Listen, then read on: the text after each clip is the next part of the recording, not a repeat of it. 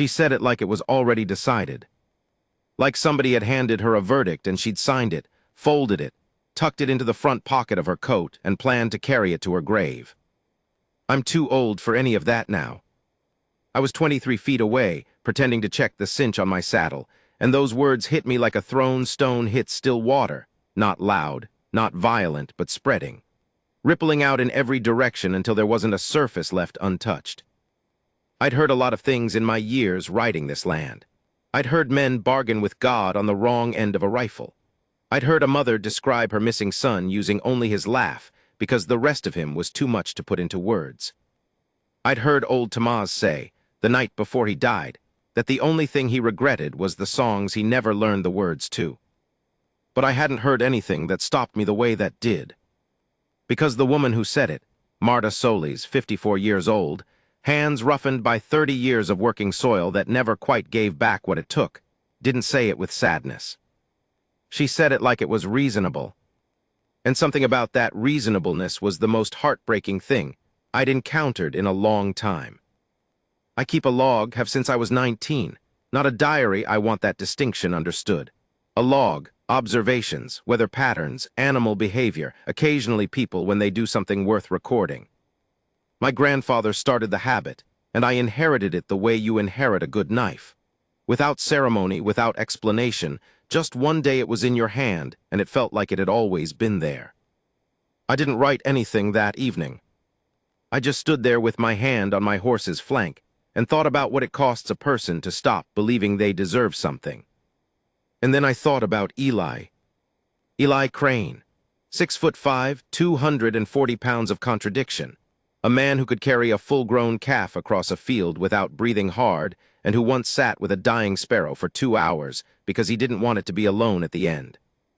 A man who'd lost his wife 11 years ago and had spent every year since then slowly, methodically, convincing himself that was simply how his story ended. He'd looked at Marta Solis for the first time 4 months ago, and I'd watched something happen in his face that I didn't have words for in my log. I still don't, really, but I'm going to try. The first time Eli Crane saw Marta Solis, he was elbow-deep in a broken fence line, and she was telling him he was doing it wrong. I was there. I make note of that because this account matters, and I want it to be accurate.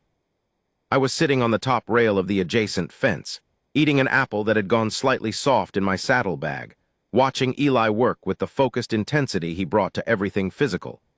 Which is to say, the intensity of a man who has discovered that if his body stays busy enough, his mind can sometimes be convinced to quiet down. She came around the corner of the old Vasquez property line on a bay mare that moved like she had opinions about the terrain. Marta herself sat a horse the way people sit in chairs they've owned for decades, completely without performance. She stopped about 15 feet out and studied Eli's fence work the way a carpenter studies a crooked joint. "That post is still wrong," she said. "No greeting, no preamble." Eli looked up. Now I have known Eli Crane for going on 14 years. I have seen him face down a territorial bull, negotiate with a bank officer who wanted to foreclose on his land, and carry his wife's coffin without once letting his face show the thing that was destroying him from the inside. In all that time, I had never once seen him look startled. He looked startled. Not at her words, though they were blunt enough. It was something else. Something that moved across his features so fast I almost missed it, like a hawk's shadow crossing an open field. There and gone.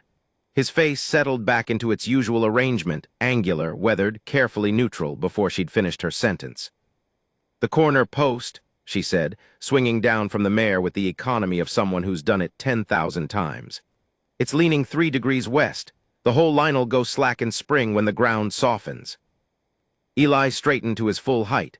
Most people had some involuntary reaction to that, a small recalibration, a step back, something. Marta Solis looked up at him with the same composed assessment she'd given the fence post. "I know," Eli said. She blinked. "You know it's wrong and you're setting it anyway." "I know it's 3 degrees west. I'm letting the line pull it back before the ground freezes. By January it'll be straight." A pause, not an awkward one, a considering one. She said. And that was how they met. I wrote about it that night. First entry about Marta Solis, though I didn't know her name yet. I wrote, "Woman on a bay mare, maybe mid-50s, knows fences," stopped Eli mid-work. He went still in a way I haven't seen before, worth watching. I'm not a romantic by temperament. I want that established. I've been accused of it occasionally by people who mistake observation for sentiment. But observation is observation. It doesn't carry a flag. What I observed over the weeks that followed was this. Marta Solis had bought the Vasquez property 6 weeks earlier, which meant she was our new neighboring landowner, which meant the fence line Eli had been repairing was now a shared concern. She had moved from Tucson. This I learned from Delia at the feed store, who has a gift for information that borders on the supernatural, after selling a small landscaping business she'd built over 22 years. Her husband had died 8 years ago. Stroke. Quick, she'd told someone, which she said like it was a mercy, and maybe it was, and maybe mercy and grief were not mutually exclusive. She had 2 grown children in Phoenix, and one who'd moved to Oregon and rarely called. She had come to the high desert, she told Delia, because she was tired of city noise and wanted to feel the ground under her feet without concrete between them. She had not come looking for anything else. This last part, I would come to understand, was something she believed with absolute conviction. Eli didn't bring her up. That was the first thing I noticed, the thing worth putting in the log. We ate lunch together 3 or 4 times a week, Eli and I, usually at his kitchen table or on the tailgate of one of our trucks. We talked about range conditions, market prices, the seasonal hired men, the weather that everyone on this stretch of land discussed with the seriousness usually reserved for scripture. He didn't mention Marta, which was itself a kind of mention. Because Eli talked about his neighbors, it was part of his operational framework. Knowing the land meant knowing the people on it. He'd have mentioned a new neighboring landowner in the first week. He went 3 weeks without saying her name. I didn't push. I'm not a pusher by nature. I keep my log and I wait and I watch, and eventually things reveal their shape if you're patient enough to let them. The shape revealed itself on a Thursday in late October, when Eli came back from checking the south fence line and sat down at his kitchen table, and didn't immediately reach for the coffee I'd poured, which he always did. He sat there for a moment with his hands flat on the table. "She's letting the east field go fallow," he said, not to me specifically, to the room. "Marta," I said. A pause, "Yeah." "Smart," I said. "Soil out here needs rest." "I know," another pause. "She's doing it right, staggering the plots, left the arroyo buffer intact." I waited. "She's planting desert willow along the fence line," he said. "Takes some doing this time of year. But it'll give the stock natural windbreak by, I don't know, 3 years maybe." "She's thinking long-term," I said. "Yeah." He finally picked up his coffee, drank, set it down. "She's thinking like someone who plans to stay," he said. And there it was, the thing he was actually saying. I noted the careful way he looked at the table when he said it, and the careful way he didn't say anything else, and I wrote in my log that evening. He's noticed her thinking. When a man like Eli Crane pays attention to how someone thinks, that means something. He doesn't know what to do with it yet. I was right, he didn't. The second time I was present when they spoke was in early November, at the agricultural supply cooperative in town, where half the ranchers in the county eventually passed through on any given week. I was picking up a sulfur order. Eli had come for a new post driver. Marta was reading the label on a bag of soil amendment with the focused attention of a scholar, and she didn't look up when we came in. Eli slowed. He slowed in the specific way a large man slows when he doesn't want to appear to be slowing, making it look like he was checking the display of tack hooks near the door, which he had absolutely no use for.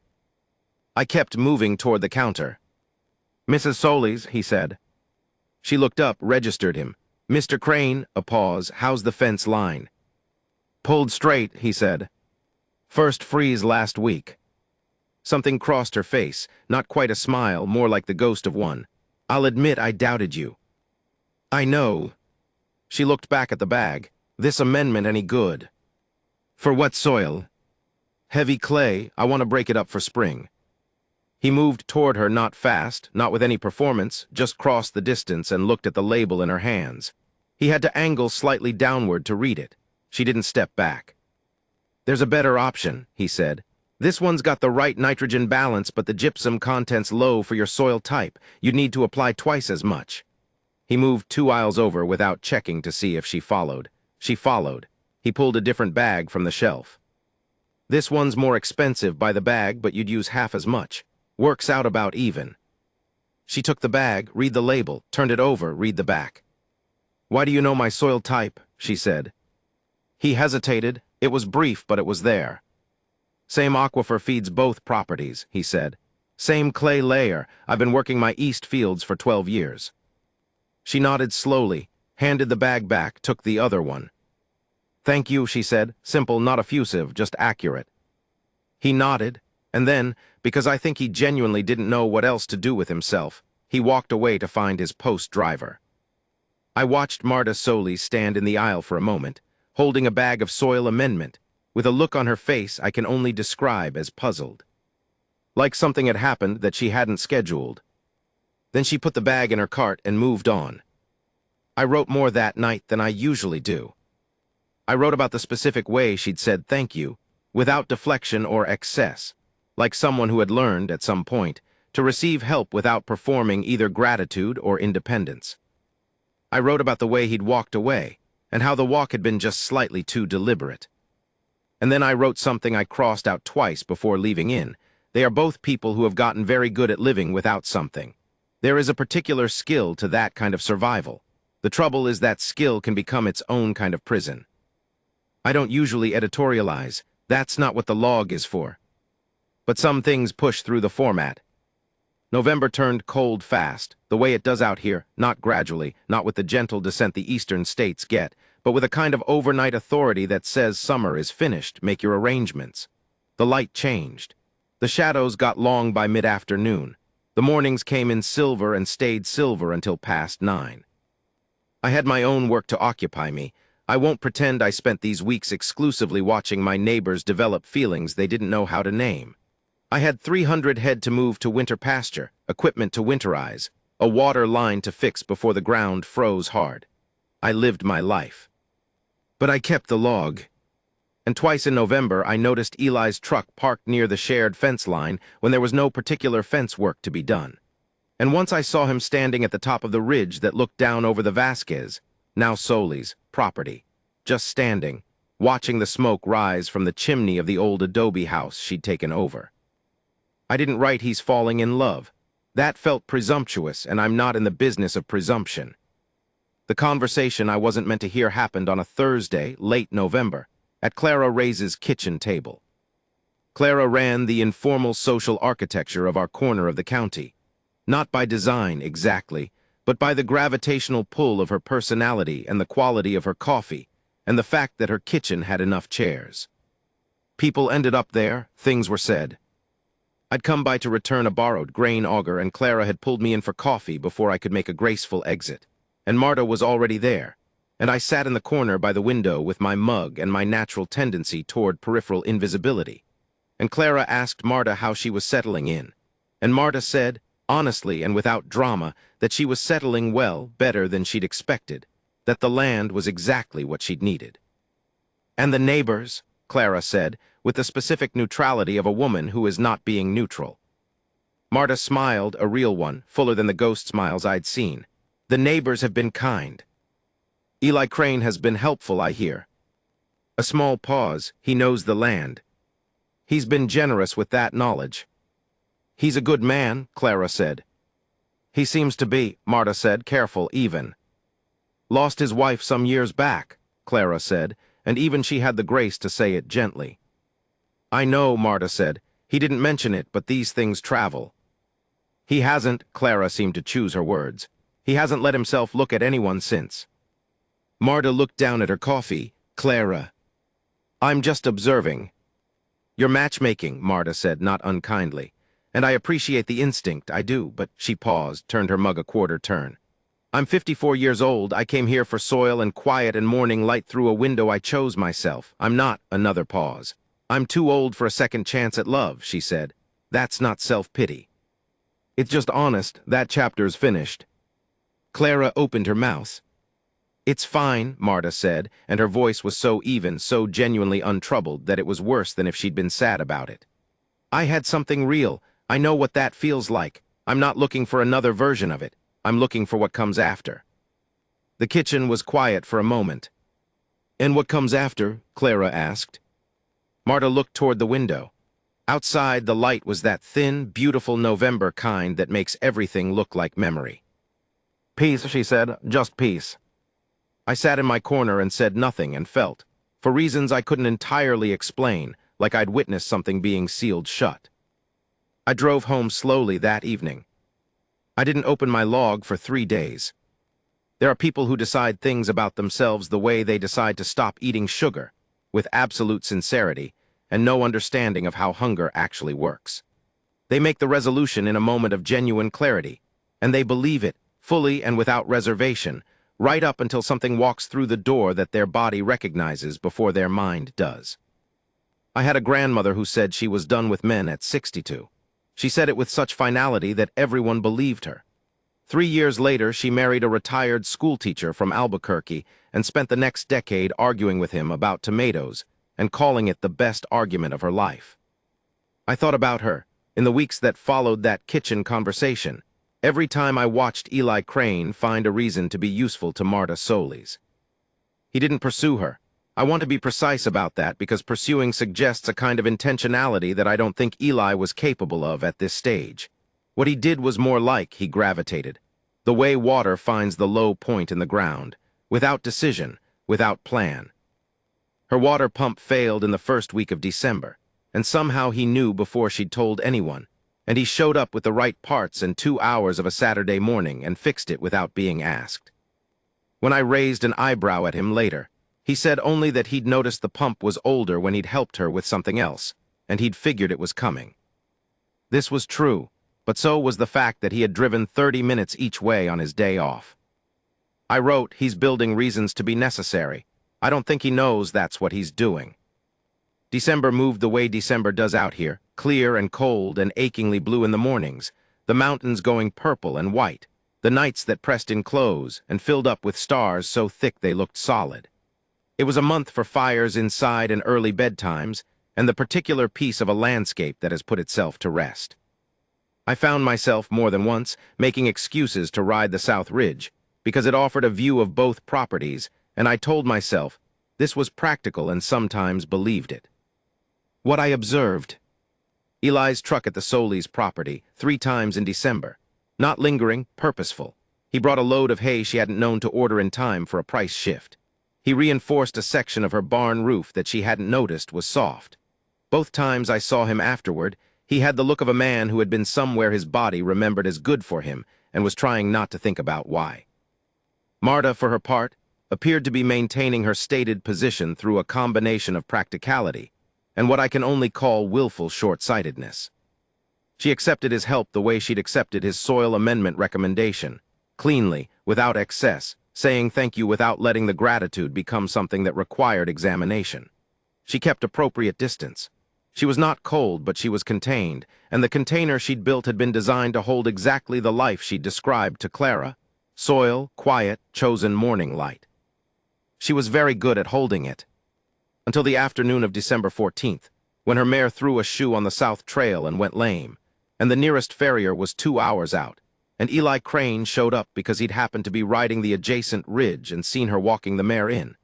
And what followed was the kind of afternoon that certain lives seem to contain, where nothing dramatic happens and everything changes anyway. I wasn't there. I want to be honest about that. What I know from Eli's account, which he delivered 3 days later at his kitchen table in the way he delivered most things of personal significance, sideways, looking at his coffee, using a lot of words about logistics and very few about anything else. He'd checked the mare's foot. Not a lost shoe, as it turned out, but a small stone bruise developing under the frog. He'd cleaned it, wrapped it, recommended she keep the mare off the trail for a week. She'd thanked him. He'd been about to leave. And then it had started to snow. Not a storm, just the soft, sudden onset of the first real snow of the season, big, slow flakes, the kind that come down like they have all the time in the world and cover everything quietly and without alarm. Marta had looked up at it with an expression he described, after a long pause, as like she'd forgotten it could do that. He'd stayed. They'd ended up inside in her kitchen, the adobe kitchen with the old turquoise tile that had been there since the 60s. with coffee and the snow coming down outside the window. And she'd told him she'd never actually seen snow fall on desert land before, that her husband had promised to take her somewhere they could see it, and they'd never quite gotten around to it. And then he was gone, and she'd never. She'd stopped herself, looked at the snow, said something about how it didn't matter. Eli told me this part staring at a specific point on his kitchen table, his voice without inflection, the way he spoke about things that mattered very much. I told her it mattered, he said. I waited. She said she meant it didn't matter anymore, that she was past it. And a long pause, long enough that I heard the wind outside and the shift of a horse in the far paddock. I told her I didn't think she believed that, he said. I told her I thought she'd just decided to be done grieving because grief has to end somewhere and she'd put it down at a reasonable stopping point, and that was right. That was the right thing to do. He stopped. But putting down grief and not wanting anything anymore are different things. I looked at him, she pushed back. Yeah, he turned his coffee mug in a slow circle. She said she wasn't not wanting things. She said she wanted plenty, the land, the work, her children when they called, the view from the east window in the morning. She said she had a full life. She does, I said. I know, he looked up at me. I told her that. But his jaw tightened, not with frustration, with the effort of saying something he hadn't said out loud before. She said she was too old for second chances, for that kind of thing, and he stopped. Eli, I wanted to tell her she was wrong, he said. I didn't know if I had the right. We sat with that for a while. Outside, a hawk called from somewhere distant, and the sound traveled the way sound does in winter, far and clean and unimpeded. Do you think you do, I said finally, have the right? He didn't answer immediately. That was its own kind of answer. I think, he said slowly, that I've spent 11 years agreeing with her, not about her specifically, just in general, about that kind of thing being finished. A pause. I don't know if I can sit across from someone and say you're wrong when I've been saying the same thing to myself. I thought about that for a long time after I left. I wrote in my log, both of them have been keeping the same door locked. Neither of them knows the other one has the key. January came in hard. That happens some years, a week of temperatures that close in like a fist, that kill the unprepared, that make you feel the smallness of your own warmth relative to the landscape's indifference. I lost 2 calves in the first week. 3 of the older stock needed daily monitoring.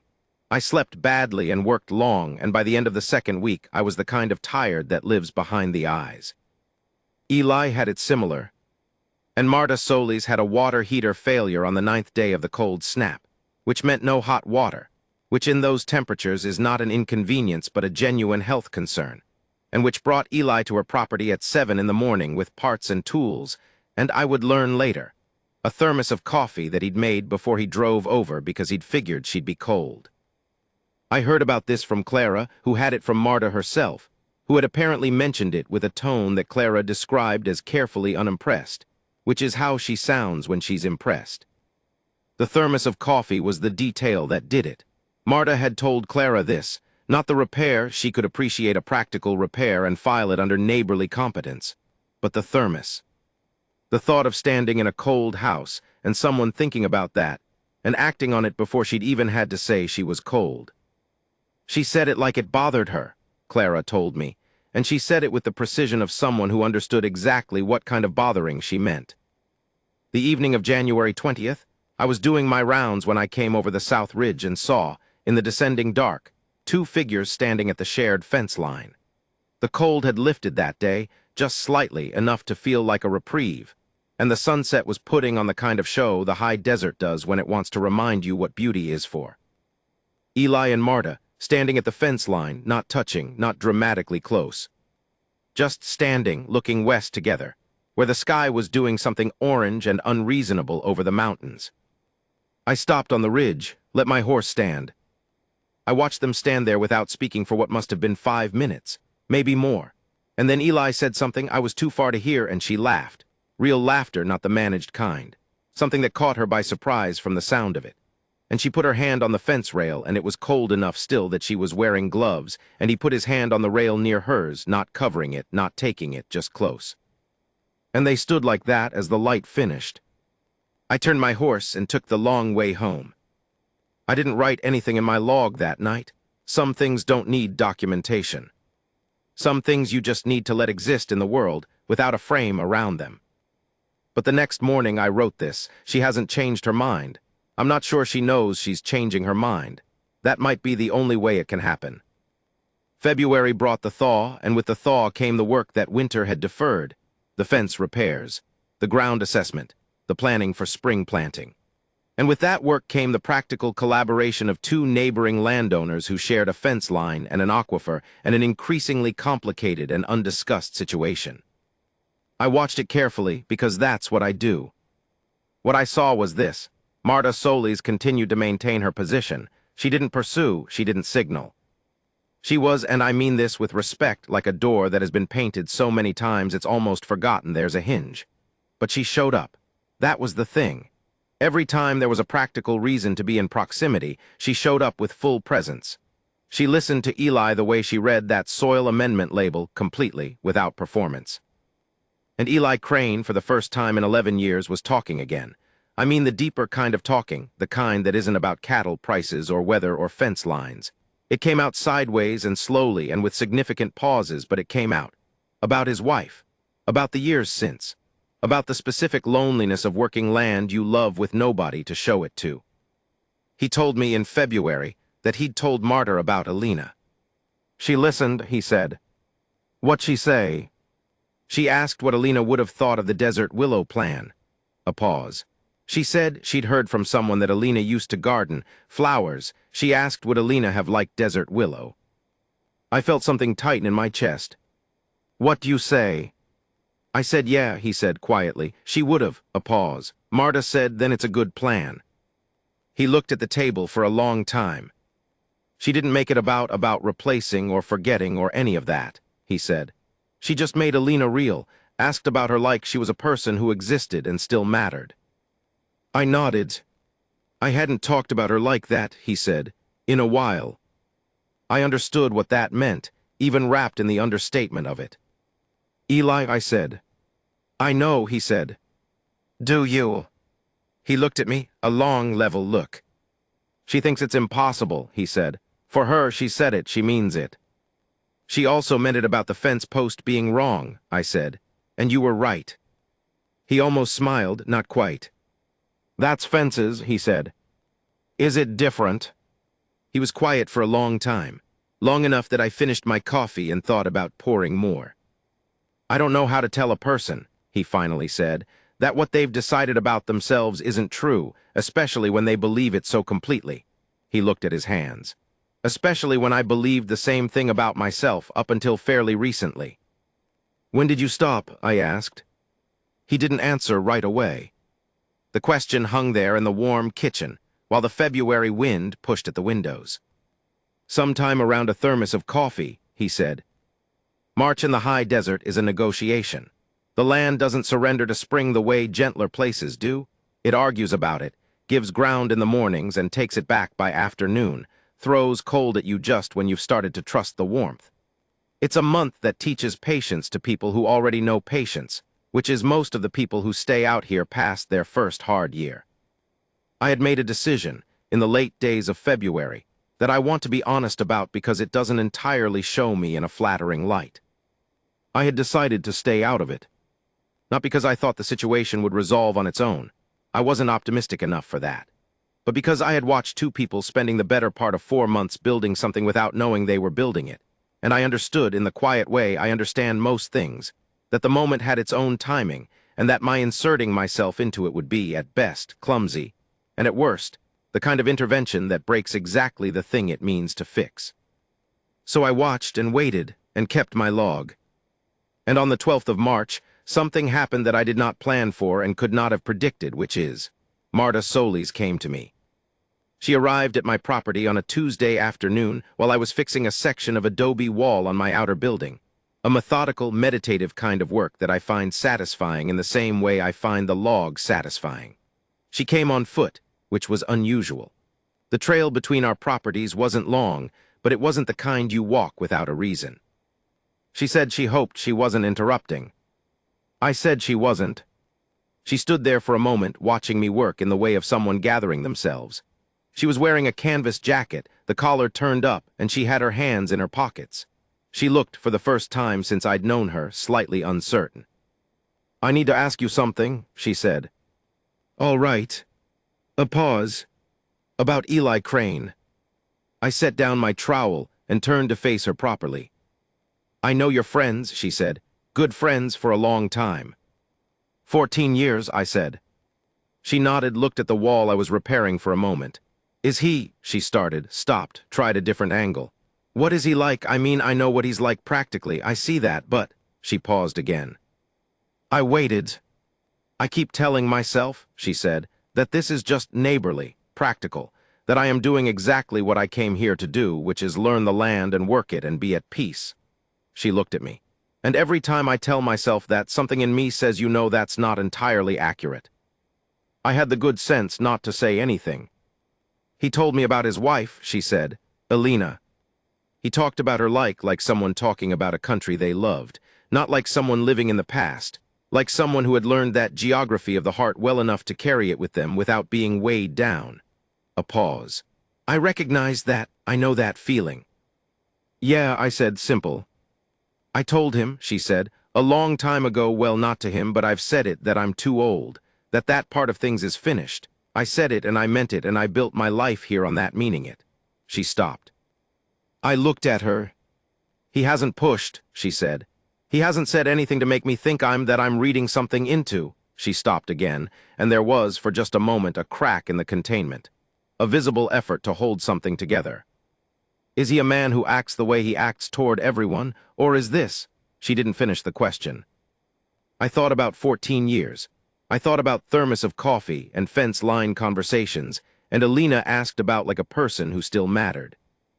"Marta," I said, "in 14 years, I have never seen Eli Crane drive 30 minutes on a Saturday with parts for someone else's water pump." She went very still. "I have never seen him stand at a fence line looking at someone else's smoke," I said.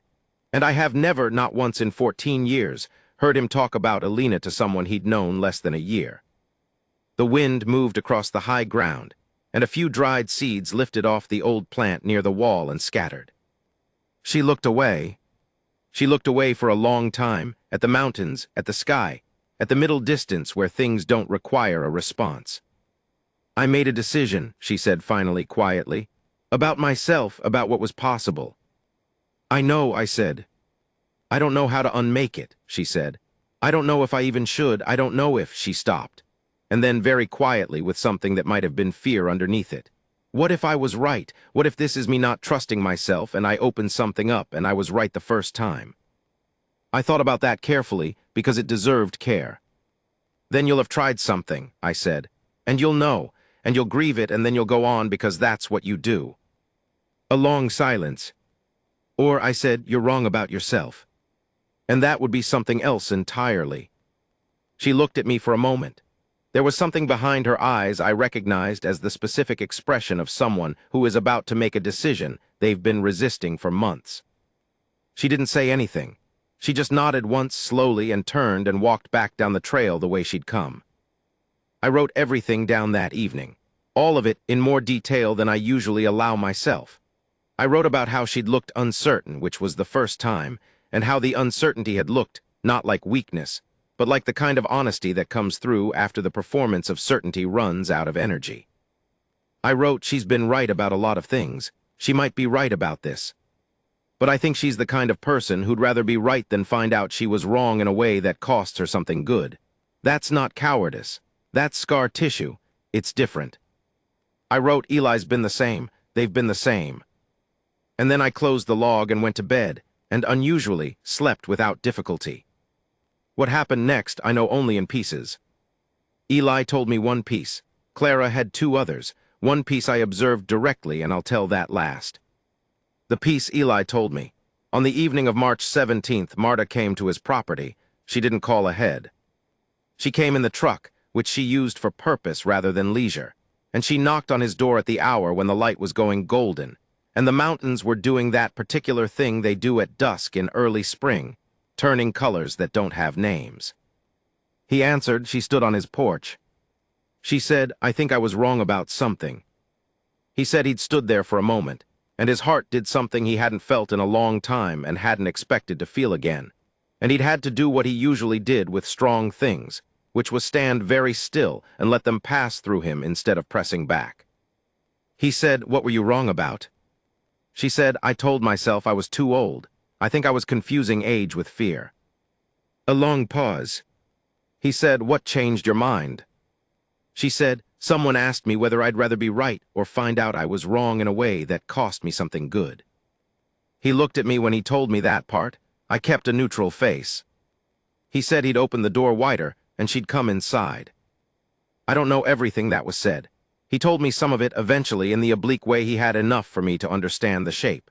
She had talked about her husband, about grief, about the specific fear of rebuilding something that could be taken again. About not knowing if she had the energy for it, not the love part, she said, but the vulnerability, the opening up of the places that had been sealed. He had told her he understood that exactly, in his own body, in his own 11 years. He had told her he wasn't asking for certainty. He didn't have certainty to offer either. He had told her he knew what she'd come from, and he wasn't trying to replace it. He told her he wasn't a second chance if she didn't want to think of it that way. He was, if anything, just a man who had sat across from her in various configurations for 4 months and found himself, consistently, not wanting to leave. Clara's pieces. Marta had told her 2 weeks later that what had broken through wasn't any grand gesture. It was accumulation, the thermos of coffee. The fence post he was right about, the way he'd made Alina real, the evening at the fence line and the sunset and not needing to fill the silence with something. It wasn't a lightning bolt, she'd said. It was more like the light coming back after winter. You don't notice the exact day it turns. You just wake up one morning and it's there and you understand that it's been happening for a while. She'd also said, and Clara told me this with a satisfaction that was well-earned, that she'd been wrong about what after looked like. She'd thought it was peace without disruption. She was reconsidering that she might have been working from an incomplete definition. The peace I observed directly. Late March. One of those new spring mornings the desert does better than anywhere I've been cold still at the edges, but with a warmth in the light that's different from winter warmth, directional, purposeful, like it's going somewhere. The sky an impossible blue. I was riding the South Ridge, for reasons that were entirely practical and had nothing to do with observation. I want that noted, and I came to the high point and looked down and I saw them. At the shared fence line where it had all started, where a fence post had been 3 degrees west. Marta was pointing at something along the fence, the desert willow saplings she'd planted in the fall, I realized, just starting to show the first suggestion of growth. Eli was looking where she pointed. Then he said something and she turned to him and whatever he said made her smile, a real one, the full kind, not the ghost smile I'd first seen, but the kind that takes over a face when it's not being managed. He put his hand out, just extended it open, palm up, an offering. She looked at it for a moment. Then she took it. They stood at the fence line in the new spring light, looking at the beginning of the desert willow, and I sat on my horse on the ridge above them and felt something settle in my chest like a stone, finding the bottom of still water. I wrote that evening for a long time. I wrote about Marta's conviction, and how a conviction can be both real and wrong at the same time, and how the difference between wisdom and giving up is something you can only determine from the inside. I wrote about Eli's 11 years, and the way grief builds its own architecture around a person, and how you can live in that architecture so long it starts to feel like your shape, and how hard it is to realize you've been using a structure for shelter that's actually been keeping you from the weather you needed. I wrote about the desert willow, about how it would give the stock natural windbreak, about how Marta had planted it thinking long-term, and about how Eli had said that like a man who recognized something he respected. I wrote she was wrong about what she was too old for. He was wrong about the same. They both knew enough about land to understand that wrong assessments don't mean the ground is bad, they mean you need more information. They both finally had enough. I wrote the desert willow will be substantial in 3 years. There is no fence along this particular line. I think that either of them will let go slack. Then I stopped, looked at what I'd written, crossed out the last 3 sentences, not because they weren't true, because some things are better left as the image. The 2 of them at the fence line. The trees just beginning. her hand in his, and neither of them looking at all like people who had decided anything was over.